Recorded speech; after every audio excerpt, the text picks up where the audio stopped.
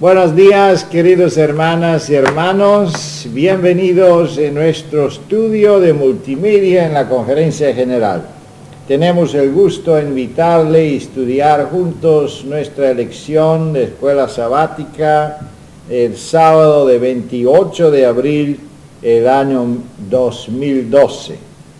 Estamos aquí juntos con hermana Raquel Orce, el Departamento de Publicaciones y su servidor Petco. Nos gustaría pasar nuestra lección tan importante y hermosa, es de esclavo a virrey de Egipto. Vamos a empezar nuestro estudio con una oración en silencio.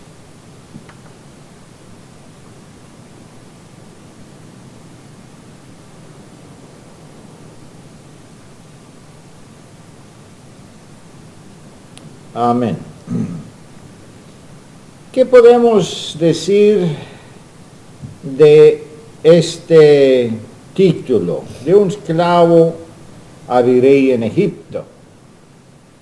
Bueno, es muy contrastado la terminología, especialmente cuando comparamos un esclavo con un virrey.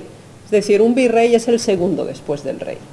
Y de hecho esto era lo que era José, lo que se convirtió.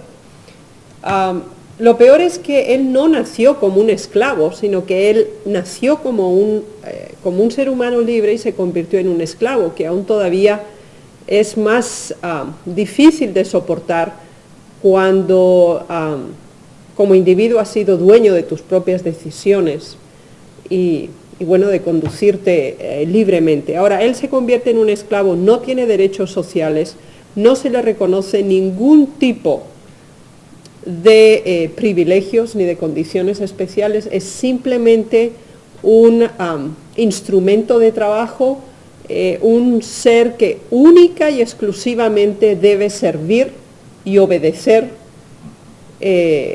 a su amo. Pero ahora, de ser alguien que recibe órdenes, se convierte en alguien que va a dar órdenes, en alguien que no recibe ninguna consideración, en alguien que recibe muchísima consideración. Y en esos dos momentos opuestos de su vida se dan en la vida de él. Gracias. Bueno, vamos a ver en el principio cómo se volvió José a un esclavo, porque él sí fue un ser libre. Estudiamos en la lección pasada que no solo que fue libre, pero fue el hijo amado de su padre, que el padre tenía mucha preferencia de él, que lo hizo un vestido especial de muchos colores. Yo creo que todos los niños conocen esa historia, y ha pintado algunos de los dibujos con las ropas de muchos colores. Eso sí es una parte conocida, pero quizá nos podemos concentrar más en el asunto, ¿por qué Jesús, por qué José entró en esta dificultad y por qué se volvió esclavo? Bueno, José llegó a ser esclavo no como consecuencia de sus actos, no como un resultado de un mal comportamiento, no es por eso. Así que aquí tenemos una enseñanza primordial, que a veces pueden llegar dificultades a nuestra vida y no somos los originadores o los causantes de ella. En este caso son otras personas y son sus hermanos, es su hogar, es su familia. Y ahora el problema se plantea por envidia y por odio, porque la envidia degenera o se desarrolla, si se le da lugar, al odio, y el odio a la muerte. Conocemos una relación fratricida también entre Caín y Abel, en la misma dimensión. Ahora, este es un poquito diferente en el caso de que era una familia en la cual José se desarrolló que era o tenía un gran nivel de tensión en el hogar. José era el primogénito de la esposa amada de Jacob. Y después de muchos años, de muchos problemas y dificultades, finalmente Jacob tuvo a José. Y lamentablemente Jacob no se condujo en una forma madura en relación a José.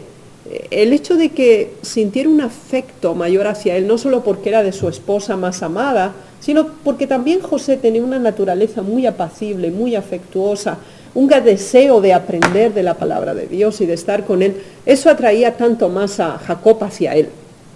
El problema es que él evidenciaba la diferencia ante sus hermanos. Y el punto culminante fue cuando lo demostró en una forma práctica, cuando le regaló ese manto de diversos colores que era muy costoso. Y bueno, entonces fue demasiado evidente. Había otro segundo elemento que perturbaba mucho a sus hermanos y la relación con él, es que él informaba a su padre de lo que sus hermanos hacían mal.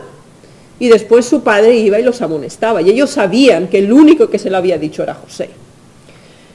El tercer elemento muy repulsivo para sus hermanos eran los sueños que tuvo José, que José cándidamente les contaba. Y los sueños decían que él iba a tener una posición superior a ellos y que ellos iban a depender de él y que ellos iban a reconocer su autoridad, lo cual era ya lo máximo de lo máximo para soportar.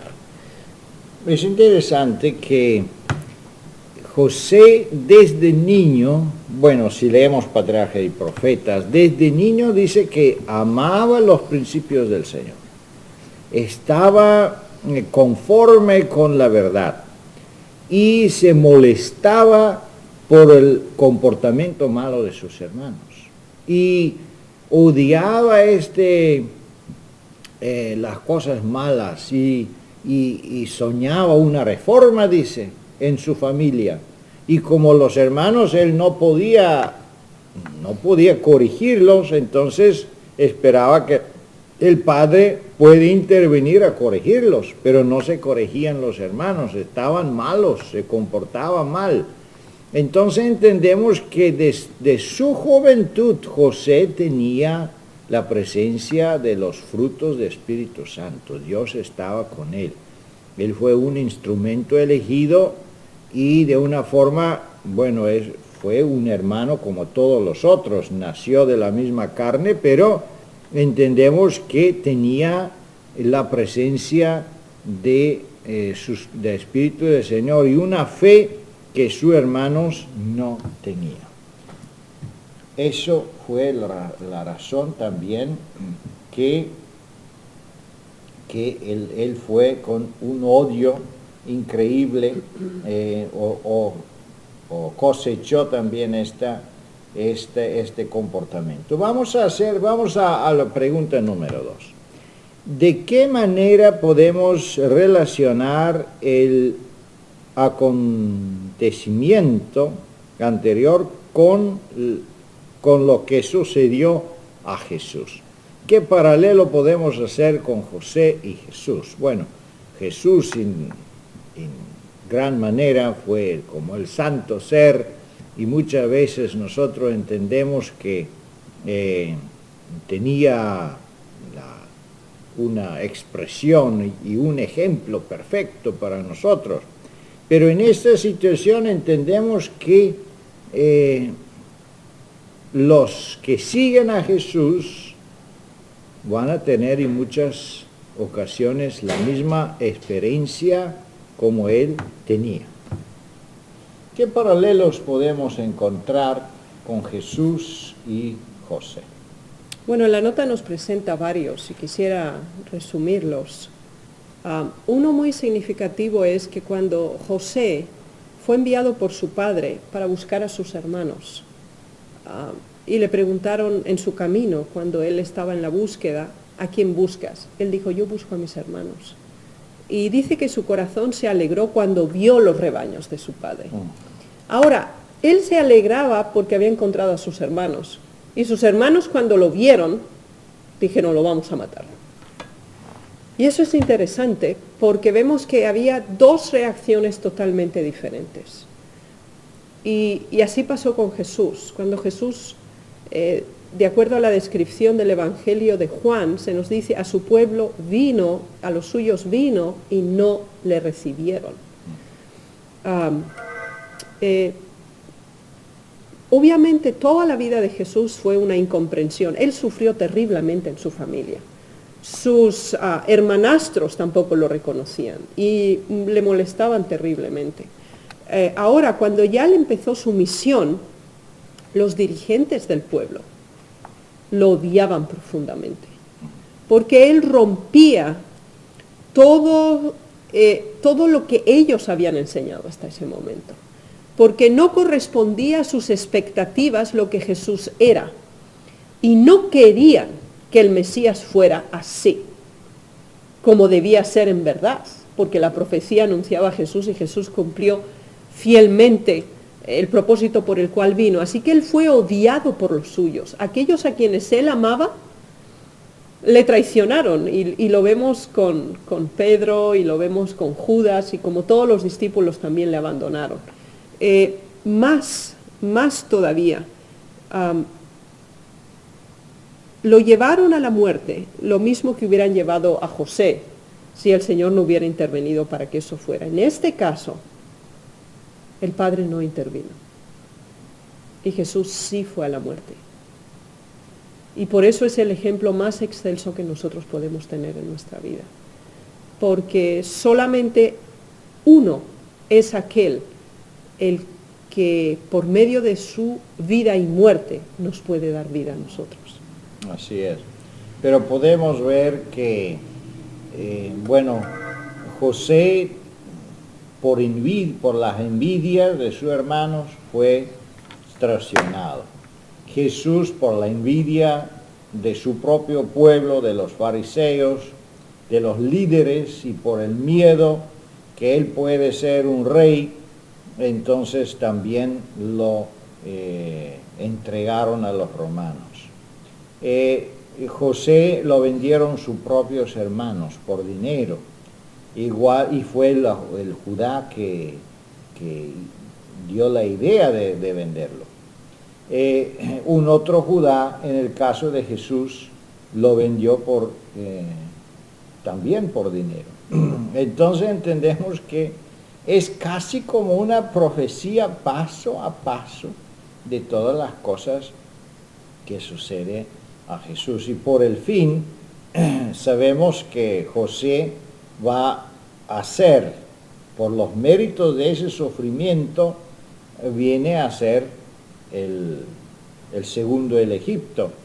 Bueno, en el caso de Jesús entendemos que él, por este sufrimiento, también vuelve a ser el rey del universo. Prácticamente también es un paralelo. Pero yo creo que en esto podemos entender que hay un paralelo con todos los seguidores de Cristo igual, porque prácticamente todos nosotros, desde esclavos bajo el pecado, volvemos a ser hijos de Dios, que significa que vamos a ser partes de esa naturaleza divina y parte de este reino tan hermoso y tan precioso. Vamos a ver ahora otra vez en el estudio, vamos a regresar en el estudio de José, en qué sociedad vivió José en el Egipto, y también qué bendición recibe él de su padre y por qué. Bueno, cuando José fue vendido en categoría de esclavo, pero lo elige Potifar, que era el jefe de la guardia personal del faraón. Y de esta manera él se introduce directamente en la clase más elevada socialmente de Egipto en ese momento. Él ya provenía de una familia acomodada, es decir, Jacob también era rico, pero obviamente no en esa dimensión, ¿ya? Entonces, el problema no era solo ese, sino que también el nivel de inmoralidad, de degeneración, era proporcional a esa misma riqueza. Así que él entró en una sociedad completamente pagana, completamente inmoral, y que reunía todos los atributos para echarlo a perder, siendo él un joven. Pero no fue así. Y no fue así, y eso es muy significativo, porque nunca el medio justifica un carácter. Lo tenemos el ejemplo de Jesús. Cuando se dijo de Nazaret puede venir algo bueno. El deseo de todas las gentes nos dicen que Jesús, en este caso, se desarrolló en el peor ambiente que podía haber. Y el de todas las gentes comenta, para que nadie pueda decir que el medio ha justificado su carácter. Es interesante que sus propios hermanos lo vendieron como esclavo. Pero en el Egipto, con los paganos, él sí encuentra una apreciación más grande que de sus propios hermanos. Y él es esclavo, vendido como esclavo, pero este Potifar lo aprecia a tal manera que lo levanta y que lo hace el segundo después de él en toda su casa, en todo su negocio. La tentación es increíble. La tentación a volverse un egipcio, a olvidarse de su Dios, a dejarse a la frustración. ¿Cómo puede ser que mi propia gente me vendieron, mis propios hermanos? Esta amargura podía echar a perder a José, pero de ninguna manera se dejó él a esos pensamientos negativos. Él continuaba a ser fiel a su Señor y vencía la tentación. Bueno, y si él venció la tentación, ¿qué profecía se hizo para él? ¿O qué bendición recibe él de parte de su padre? Es una bendición profética. Encontramos eso en Génesis, capítulo 49. Es interesante que dice que ¿cómo se llama El arco de él va a ser más fuerte. Dios lo va a hacer fuerte. Y el arco es un símbolo de la victoria. Es un símbolo, tenemos el símbolo también del caballo blanco, y otra vez es un paralelo con el Jesús que viene para vencer. Entonces entendemos que si nosotros vencemos las tentaciones, no importa poca o pequeña o grande, entonces es una bendición grande que nos espera, participación y una profecía increíble es que nos está esperando a ser patriarcas de su pueblo, pilares en el templo, dice también en Apocalipsis. Bueno, vamos a ver en pregunta número 4. ¿Cómo podía José preservar su integridad? ¿Y hasta qué punto llega su integridad? Porque eso es muy importante ver. No solo que él tenía la fuerza a preservar su integridad en esta sociedad tan corrupta en Egipto, en esas circunstancias terribles, como esclavo, pero él sí podía, él preservó su integridad, no solo en este sentido, pero se extendió su integridad hasta la muerte y hasta la después de la muerte. Él estaba tan convencido en sus cosas, en su creencia, en su propia identidad como judío, que todas las desgracias de la vida, que toda la riqueza de la vida y del Egipto, y todas las posibilidades que él tenía, no la podían desviar de su línea, de sus principios que él tenía por la gracia del Señor. ¿Cómo preservó él esta integridad?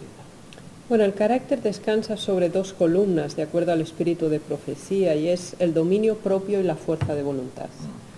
Y nos damos cuenta que estos dos elementos fueron muy significativos en la vida de José.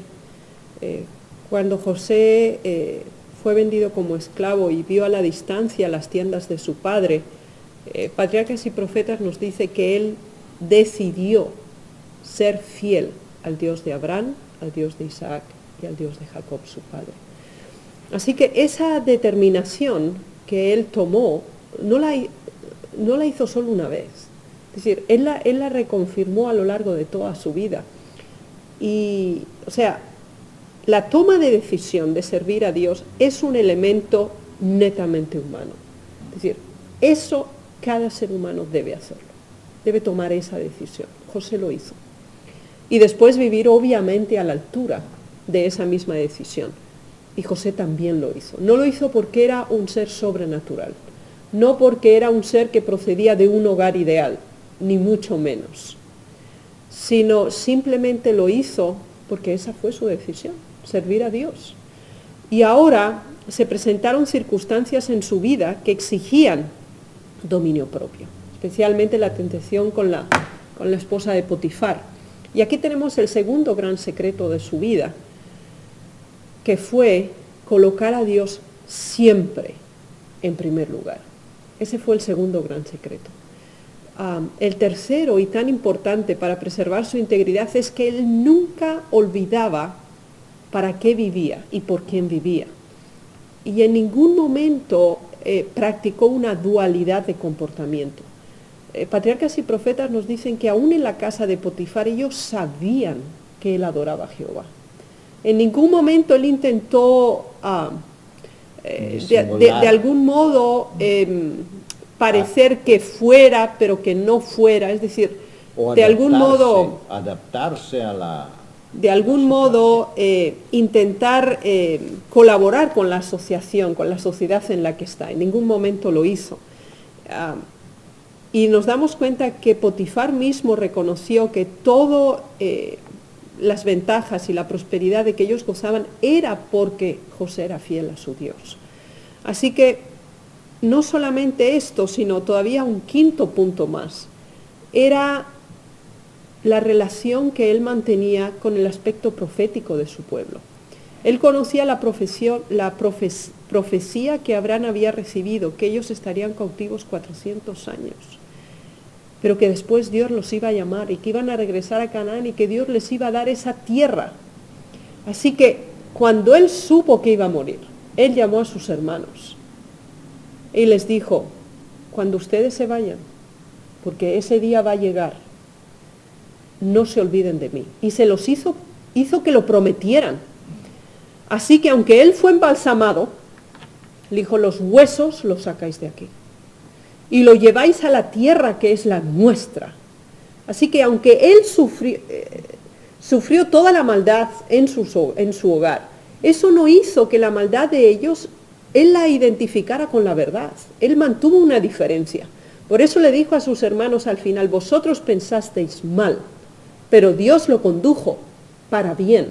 Y eso es una lección para nosotros. Si a veces sufrimos con nuestros hermanos de sangre o hermanos de espíritu, eso no nos debe llevar a separarnos de Dios o de la iglesia, lo cual José mantuvo y sus hermanos cumplieron. Ya no eran sus hermanos, sino los descendientes de sus hermanos, y sacaron sus huesos y lo fueron a enterrar a la cueva de Macpela que Abraham había comprado.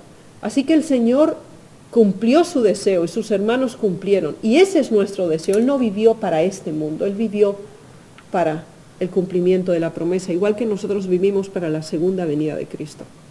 Así es. Si nosotros vivimos concentrados en las cosas del Señor, entonces sí podemos hacer la misma experiencia. Y es increíble que también la tentación en nuestros días muchas veces un profesional es más apreciado en el mundo que en la iglesia. Una persona puede ser hasta maltratada de nuestros hermanos o quizá tiene conflictos en la iglesia y muchas veces llega la tentación entonces apartarse de este medio, porque en el mundo es más fácil, porque quizá en el mundo encontramos más apreciación, más entendimiento. Y eso se puede decir de parte de José, porque él de sus propios hermanos fue odiado, fue vendido como esclavo, hasta lo querían matar, peligro de la vida, pero él no se apartó de su fe, no se apartó de su pueblo, quería hasta con sus huesos quedarse en su pueblo, en su tierra.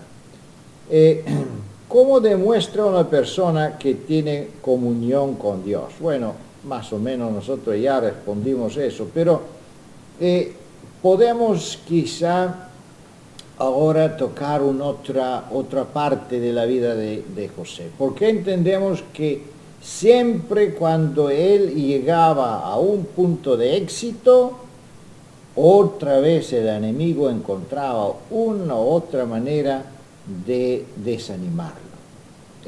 La mujer de Potifar, sabemos qué sucedió, entonces él cae en el cárcel.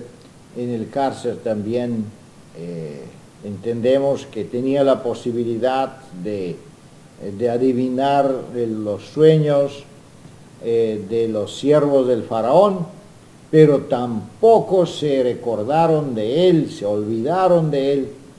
Entonces no surge ninguna salvación, ninguna respuesta rápida del Señor en este sentido de su liberación.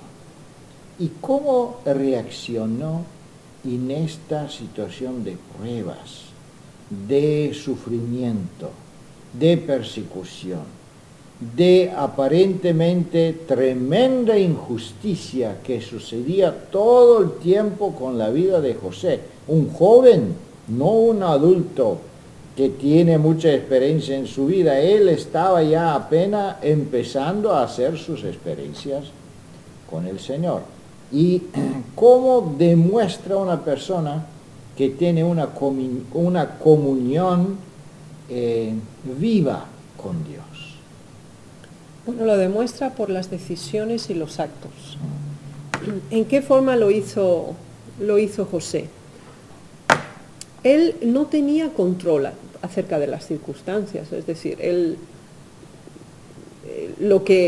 la razón por la cual le llevó a la cárcel era simplemente porque él había sido fiel a Dios, porque había querido preservar la lealtad a su Señor terrenal y sobre todo al divino. Entonces, era muy difícil entender esto. Si él estaba haciendo lo correcto, ¿por qué le estaban pagando mal? ¿Por qué le estaba pasando esto? Y nuestra reflexión humana siempre es que si hago bien, debo recibir bien. Sin embargo, en la vida de José no fue solo una vez, sino repetidamente él hizo bien y recibió mal. Pero aquí se confirma lo que el Señor Jesús nos dice: vencer el mal con el bien. Y esa es lo que José entendió en su vida. Es decir, que nos pasen problemas, que nos pasen dificultades que nosotros no hemos producido, porque nada de lo que le pasó a José, él lo había provocado. Es decir, él había sido ajeno, pero sí lo estaba sufriendo, lo cual lo podía hacer tanto más amargado y tanto más enojado que nunca. Sin embargo, su actitud fue totalmente diferente. Y eso es muy significativo para nuestras vidas. La actitud que nosotros asumimos los problemas que tenemos añaden el valor a esta acción. Así que, aunque él fue pagado injustamente, aunque no fue valorado para nada esos 10 años de servicio a Potifar, y él cayó en la cárcel, su amor y su fidelidad a Dios y su amor y cuidado de otros seres humanos no cambió. Y aquí se cumple el Evangelio. Dice, si tú no amas al que ves, ¿cómo amarás al que no ves? Así que vemos cómo en su vida se ejemplificaban las dos tablas de la ley. El servicio a Dios, el amor a Dios, el servicio al prójimo, el amor al prójimo. Lo hizo con estas personas y tampoco se lo pagaron. Y pasaron 2 años hasta que el copero del rey, porque Dios intervino, lo recordó. Entonces entendemos que si nosotros tenemos una relación viva con el Señor, eso refleja en nuestra paciencia, refleja en nuestra fe, en nuestras decisiones y también en nuestra fidelidad y tener gozo en todas circunstancias en que estamos. Porque José sí sabía, estaba consciente que todo eso sucede con él, pero fue permitido por el Señor. Y eso debemos siempre entender, que en cualquier circunstancia en que nosotros somos, debemos entender que Dios tiene una lección para nosotros, tiene un propósito con todas las cosas que suceden en nuestra vida. Y eso es que José también entendía. Él no fue feliz ser en el cárcel, no fue feliz vendido como esclavo, pero él sí entendía que Dios tiene un propósito con él y eso lo mantenía fiel siempre y siempre aferrado a su Creador. ¿Cómo intervino Dios? Después que lo aprobó tantas veces y lo pasó por varias escuelas o experiencias de aprendizaje, ¿cómo intervino el Señor en la vida de José? De una manera, se puede decir, cuando ya él pensaba que no hay más esperanza, él pensaba ya, está olvidado en el cárcel, nadie lo quiere ayudar, nadie lo quiere sacar de ella.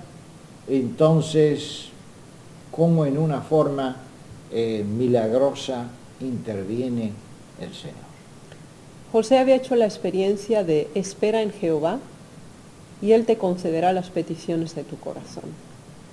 Ahora, todo lo que había pasado en su vida hasta ahora había sido ajeno a su voluntad. Y ahora Él estaba esperando en Dios. Y entonces Dios actúa. También ajeno a su conocimiento. Él no sabía lo que estaba pasando en la corte del faraón. Pero ahora el faraón tiene un sueño. De hecho son 2 sueños, aunque son paralelos. Y ninguno de sus magos, adivinos, puede ayudarle a entender lo que significa. Y el rey está muy perturbado, muy ansioso, él quiere saberlo. Y es justamente en esas circunstancias providenciales, provocadas por el Señor, que ahora el copero se acuerda y siente remordimiento, se siente mal, porque José le había pedido, por favor, acuérdate de mí, porque yo estoy aquí por esto y es injusto. Entonces él habla con el faraón y le explica su experiencia, le dice, mira, al panadero le pasó así, y él tuvo este sueño, y yo tuve este sueño, y todo se cumplió, como él nos dijo. Y entonces el faraón decide llamarlo. José se prepara y se presenta delante de faraón, todo fuera de su perspectiva, él ni podía pensar que algo así pudiera suceder. Y ahora de nuevo es confrontado con un punto que iba a probar también su fidelidad, porque el faraón le pregunta, ¿eres tú aquel que revela los sueños? Y ahora José dice, no está en mí, sino en Dios. Y en ese momento de nuevo José coloca a Dios en el punto central y Dios lo exalta de nuevo. Entonces él revela la interpretación de los 2 sueños, pero no solamente eso, él le da también la solución, qué es lo que hay que hacer. Entonces entendemos que de una forma muy parecida de Daniel, estudiamos ya en la otra lección cómo él adivinó también el sueño del rey, En estas circunstancias entendemos una cosa semejante. Dios revela los secretos. Dios revela todo que está escondido porque Él es quien sabe el futuro, Él es quien no puede demostrar cómo prepararnos para el futuro. Pero no solo eso, entendemos que por ser esclavo, por ser en el cárcel y ser no solo un carcelero, él estaba ya, tenía un puesto de líder. José aprendió a ser un líder genuino. Él tenía el conocimiento, hacer planes inmediatos, tomar decisiones rápidas, con mucha sabiduría, con mucho entendimiento de mayordomía. Todas esas calidades fueron desarrolladas por esta vida tan difícil que él tenía como esclavo, como prisionero, y Dios lo preparó de una manera muy especial. Y ahora cuando viene el sueño, no solo que José adivina el sueño, pero él ya tiene un plan que Dios lo inspira a decirlo, y sabemos que la reacción del rey fue tan maravillado con sus presencias, con su sabiduría, con la posibilidad que Dios le dio, que él inmediatamente lo emplea y lo pone segundo en el reino del Egipto. Y querido hermano, querida hermana, esta experiencia puede ser tu experiencia. Si nosotros somos fieles en el poco que tenemos, si nosotros resistimos tentación, podemos pasar por muchas amarguras, muchas pruebas, muchas decepciones. Podemos ser abandonados de nuestros propios hermanos. Podemos ver ejemplos malos, negativos en la iglesia, pero si nosotros seguimos ser fieles a los principios que tenemos en la verdad de Dios, ¿qué va a suceder un día? Un día vamos a entrar en el reino del Señor y Él va a intervenir, y tu hermana y tu hermano vamos a ser hijos del Dios sobrepoderoso.